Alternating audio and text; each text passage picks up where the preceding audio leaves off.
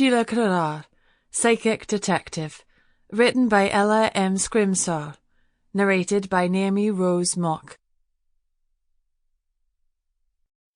The Eyes of Doom, originally published in the Blue Magazine, May 1920.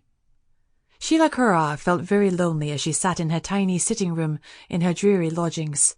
She was tired, too, mentally as well as physically, and she tried to forget the misery of the past 6 months. An orphan, she had been brought up by an uncle who idolized her. For 22 years she had lived in happiness in their home in the Highlands. She could visualize it now, a smallish house for a laird, built in a true Scottish baronial style with turreted roof and pepper-box corners and a tiny courtyard. Craig was built on the top of a high eminence overlooking Loch Lubnaig, and it had been one of her chief delights to sit among the heather and watch the rippling waters of the lake beneath. To her left was Ben Leddy, and she revelled in his rugged beauty. He stood for strength and chivalry in her young mind, and she always thought of him as a rough but courteous Bruce, with shaggy locks and tartan kilts flying in the wind. It was only a girlish fancy, but to her, the Ben was a living personality, nature's gentleman, a Highland chief. For 22 years she had bid him good morning and waved him a good night.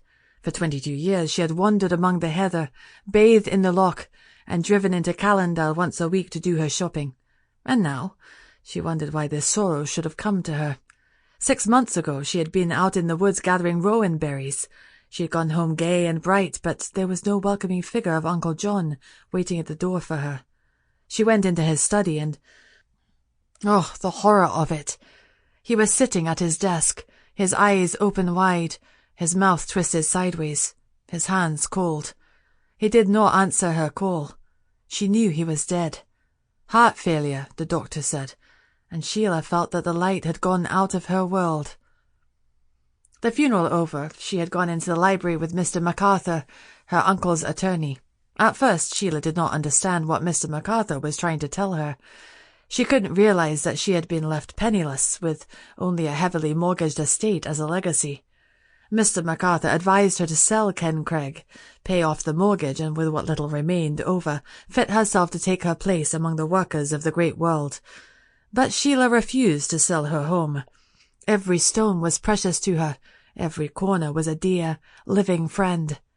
At last she agreed to let it on a 5 years' lease to a rich American widow. "What do you intend doing now?" he asked. "I shall have about £100. I shall go to London and try and get something to do there." She was obstinate. She procured cheap rooms in London and a... Sample complete. Ready to continue?